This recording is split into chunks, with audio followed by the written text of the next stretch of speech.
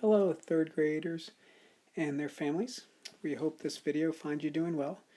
We want to make sure we're explaining to you stage 2 and beyond. So when I mean stage 2 and beyond, so next Monday, April 6th, stage 2, week 1. The following week, which would actually start on Tuesday the 14th, is stage 2, week 2. And then the following week, which will be stage 3, week 1, because the schedule is going to stay pretty consistent now moving forward so we can get into routines for our students and have daily expectations, or recommendations I should say, for our students' learning. Notice that chapel will begin every Monday at 8:30 a.m. That will be a Zoom webinar.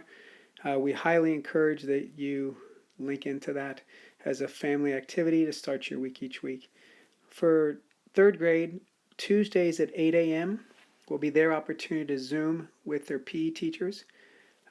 The PE teachers have asked that each week, because they're so used to rotating the kids, they're asking each week they rotate through this. So although this week says Dolan, Wallace, Pacheco, Ross, Jacoby, Brummer, next week will be different. So each week, please make sure we're paying attention to the PE, because that will be rotating through and changing, because it's just like when they were in their routines, that's what happened to them very regularly with their PE classes. Realize that really the day beyond that starts with that morning activity, where PE will give you different choices to start the day and engage your children's brains as an active consideration. Then at 9 a.m. they will have morning meeting Zoom every day. After morning meeting Zoom, they're going to have a read aloud every day in that Zoom setting. That read aloud is going to be 10 minutes. After the read aloud, they will actually come off of Zoom, and blue is a reading response. We'll have some questions they're going to ask. They will be asked, and they will answer during that time. Then, as you notice, 9:45, there's a grade level meeting that's happening that first Monday to really give them better expectations of understanding, and then you can see the rest of that day on Monday. If you notice, Tuesday is a little different. Tuesday, you'll have some classes that are meeting during a Zoom meeting, so they can be with Miss Dolan, and then other classes will be working on seesaw activities during that time.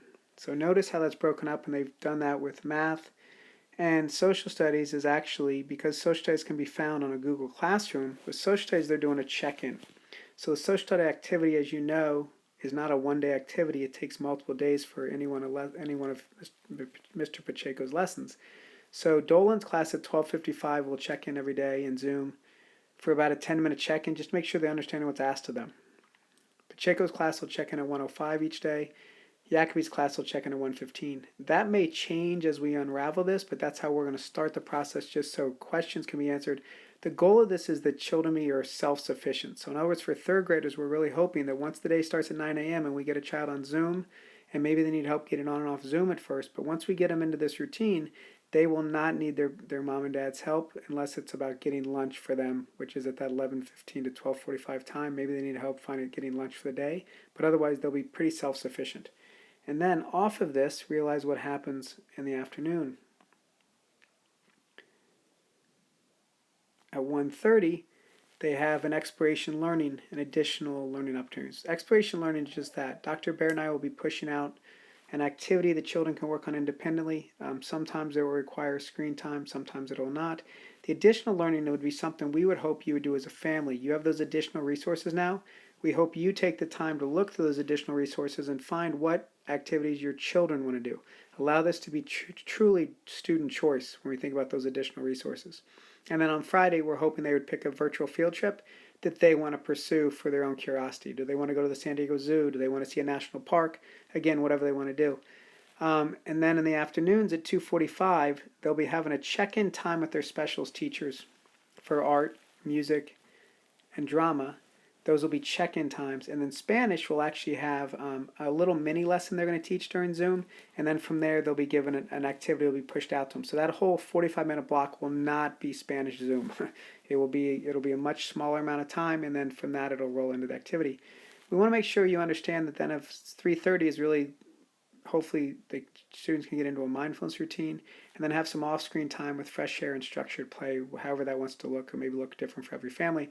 Understand the color key. So yellow and red is really when your children will be on Zoom. Blue and green is when your children will not be on Zoom. So just to bring clarity to that, if you're looking at the colors, you're like, I don't understand what this means. We're trying to have you be able to look at their schedule and actually be like, okay, when do I maybe want to be in a place to be helping my child because of technology? When do I know that they'll be self-sufficient and not need that help? Because like I said, again, the goal is that the parent's role for third graders, they do not have to be right there. That the goal is that we start the day and we finish the day, because once we get them into these routines and they start to see how to use their iPad to pull up the schedule, how to use their iPad to pull up the Zoom, there'll be a Zoom icon on your bookmark. There'll be a bookmark on your iPad that allows them to go right to the Zoom meeting. So they say, oh, I want to see, Chevalier, boom, I'm going to hit that. I'm going to see Miss Borland, boom, hit that. And so it's really going to become very much driven where we feel comfortable that our third grade students will be self-sufficient as we get into it. They will not be self-sufficient right away. They're going to have to learn their routines, but once they get into them, we feel they will be. Dr. Baird and I thank you so much. We're very optimistic that this schedule is not only going to help our students meet their needs, but also help our families add some structure to their days as well. So enjoy yourselves, and we'll talk soon. Thank you.